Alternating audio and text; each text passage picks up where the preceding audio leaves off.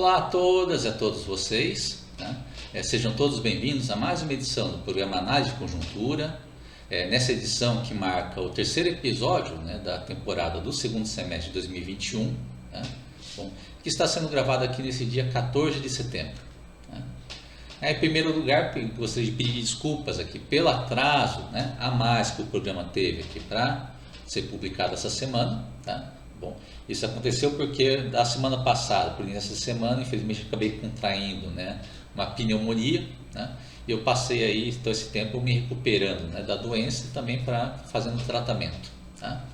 E também por garantia, né, também foi feito o teste, né, contra a Covid, né, para verificar se é uma pneumonia, né, veio naturalmente ou se era uma pneumonia que veio do Covid, tá? Bom, certo? Mas felizmente, né, o resultado deu negativo. Tá? Eu estou praticamente já me recuperando de todos os sintomas aqui da pneumonia, tá? Mas ainda, claro, vou ficar ainda de olho nos próximos dias, tá? Aí também que fique também com um aviso, né, para aqueles que, embora os índices da pandemia estejam melhorando, vamos continuar tomando todos os cuidados em relação a essa doença, tá? Bom, mesmo que você já esteja imunizado e principalmente se ainda não tiver imunizado. E também, né, passando aquela mensagem inicial, né, que caso vocês gostem desse vídeo, tá, lembre-se de curtir e compartilhar ele para ajudar tanto na divulgação desse vídeo quanto na divulgação do canal. E no nosso episódio de hoje a gente vai, né, falar então sobre os eventos que aconteceram então na semana passada, né, que foi relacionado às manifestações que aconteceram no último feriado de 7 de setembro, né, onde você teve, de um lado, por exemplo, as manifestações, né, convocadas lá pelo presidente fake news Jair Bolsonaro, né? Bom, aí são atos, né, que no plano geral foi um fracasso, né, porque só veio, né, cerca de 5% do número de manifestantes que os organizadores estavam esperando, tá? Se vocês forem olhar pelas imagens, infelizmente ainda é um número grande de pessoas, tá? Isso é bom, mas que é coerente com a faixa de popularidade de Bolsonaro, que ainda tem lá um apoio ainda de 20 a 30% da população, tá? Certo? Então isso é um lado triste, porque são pessoas então que ainda estão defendendo lá gasolina a R$7, tá? Com gás acima de R$100, tá? Que ainda estão a favor lá da população ficar tendo que raspar carne de osso para poder se alimentar, tá? Tá bom, certo? Mas também tem que ver de outro lado que foi um completo fracasso, né, essa manobra do presidente miliciano Jair Bolsonaro, tá? Isso porque, né, foi um movimento que teve investimento massivo, né, do agronegócio, tá, e de outros empresários bolsonaristas, tá? Bom, tá certo? Então era uma situação que eles estavam fazendo um movimento para tentar mesmo de fato, né, fazer um golpe para o Bolsonaro, né? Bom, então dentro dessa perspectiva o movimento foi um fracasso, tá?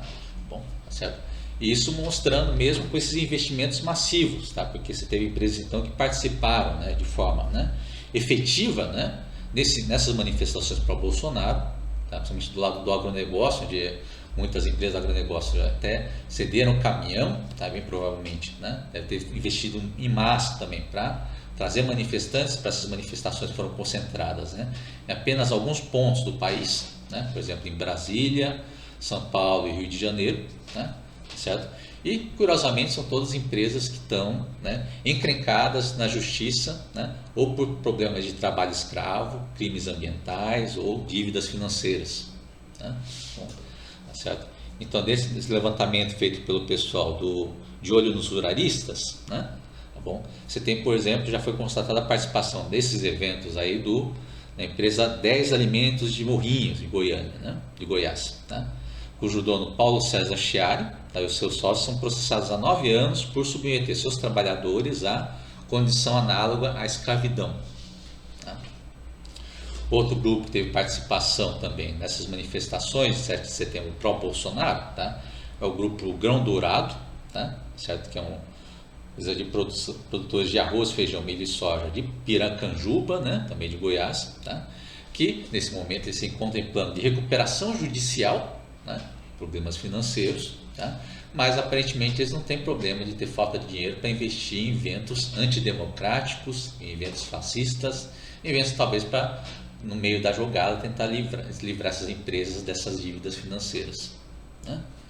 E também tem, né, um que ganhou bastante destaque na imprensa também, é o do grupo do Jacto, né, que é uma empresa da família Nishimura, né, de produtos agrícolas de Pompeia, né, estado de São Paulo, tá, que também foi protagonista de um vídeo, né, onde você teve o vídeo, né, dentro de transportes, né, patrocinados por esse grupo, né, tá bom? Que mostra lá a distribuição de camisas e de dinheiro, né, para os manifestantes participarem, né, da manifestação. Tá? Então, são manifestações não feitas por trabalhadores, né, tá bom, mas por empresários, né, de mau caráter, né, tá certo? Com problemas na justiça, problemas financeiros, tá bom? Mas que gostam de investir o seu dinheiro para tentar mover o país para o retrocesso. Tá? Bom, tá certo? E essa primeira tentativa então fracassou. Tá? Aí logo em seguida, né, nos dias seguintes, você também teve um movimento de caminhoneiros, né, que estariam fechando as estradas, né, e começou a exigir lá as pautas pró-Bolsonaro. Né, que é curioso, né, são supostos caminhoneiros que não estavam lá para discutir valor de frete, condições de trabalho dos caminhoneiros, tá? Questão do preço dos combustíveis, não, é para pauta em defesa do Bolsonaro, que é a mesma coisa falar que são caminhoneiros defendendo lá o diesel a preço alto, né? Ou estão em defesa lá da comida ficar muito cara, né? Aí conforme você foi começando a se investigar melhor o assunto, né? Foi começando a perceber que não era um movimento de caminhoneiros, era um movimento de empresas de transporte com, de novo, o agronegócio bolsonarista, né? Que é o que chama de lockout, né? Então, que não é um movimento trabalhista, é um movimento de donos de empresas, né? Bom, que é proibido no país, né? Bom, certo?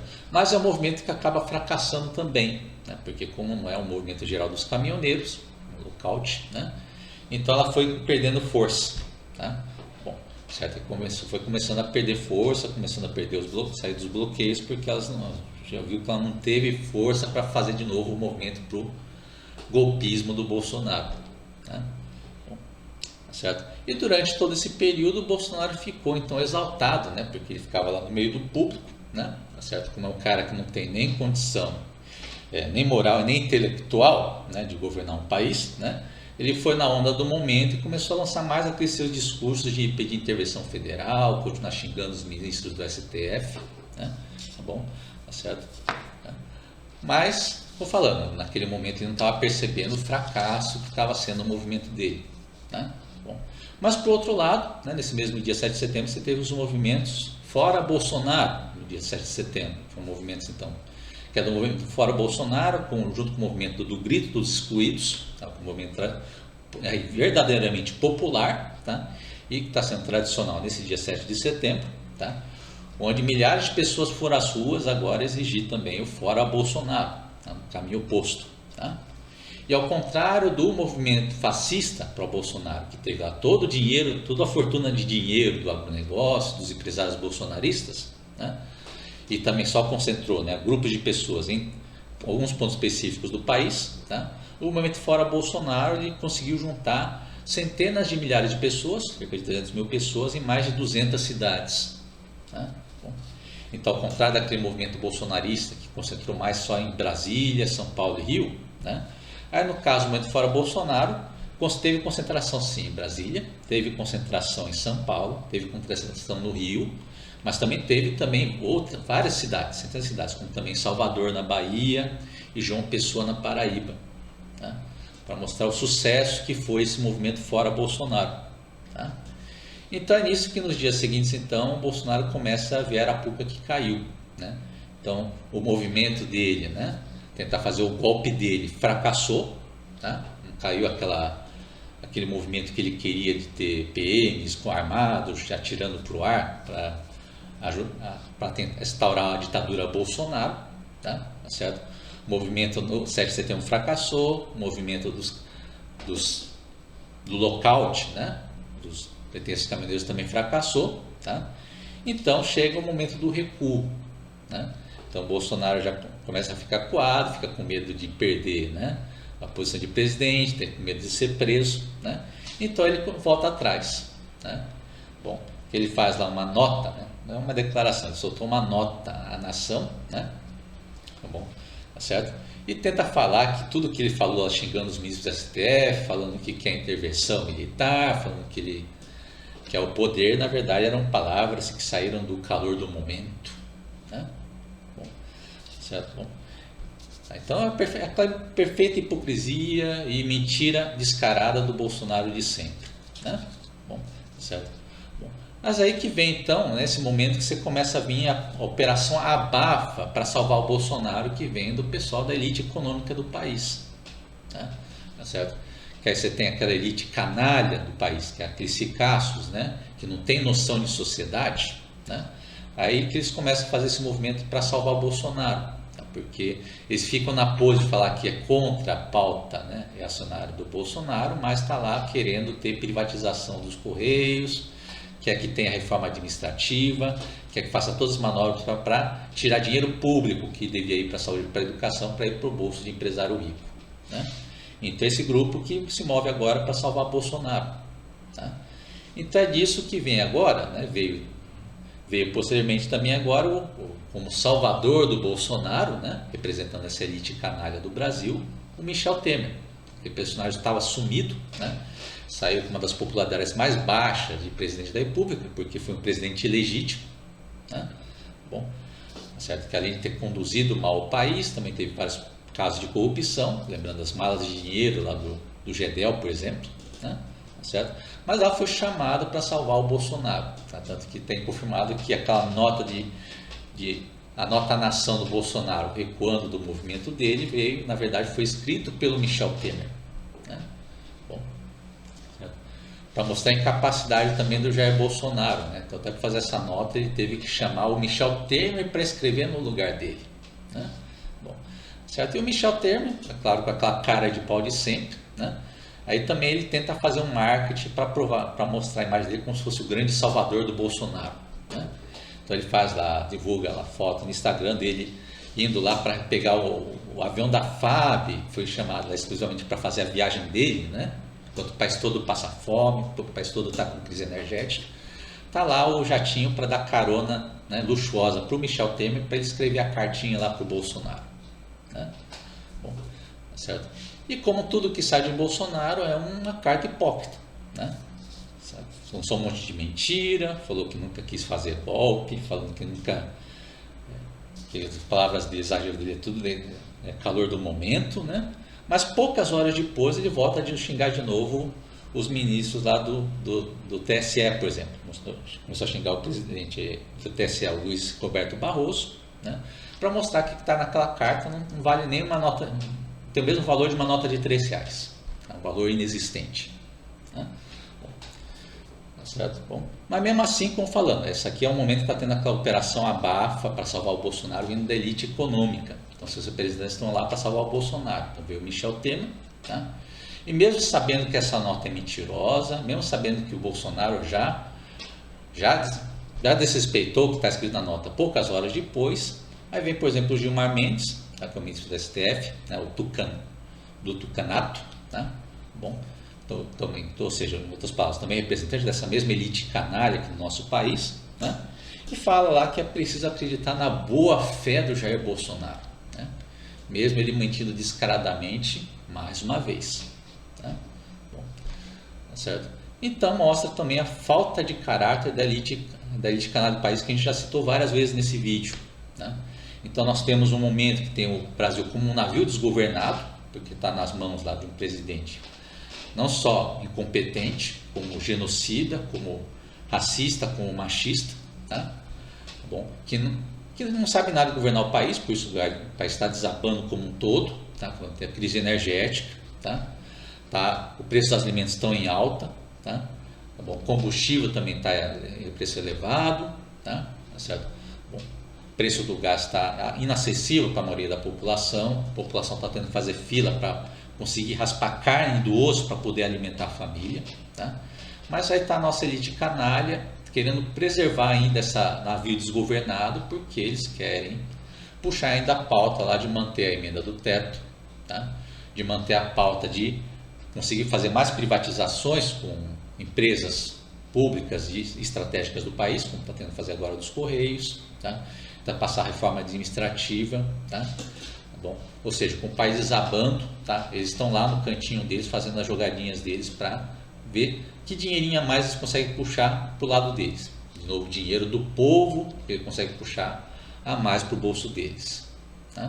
Bom, tá certo?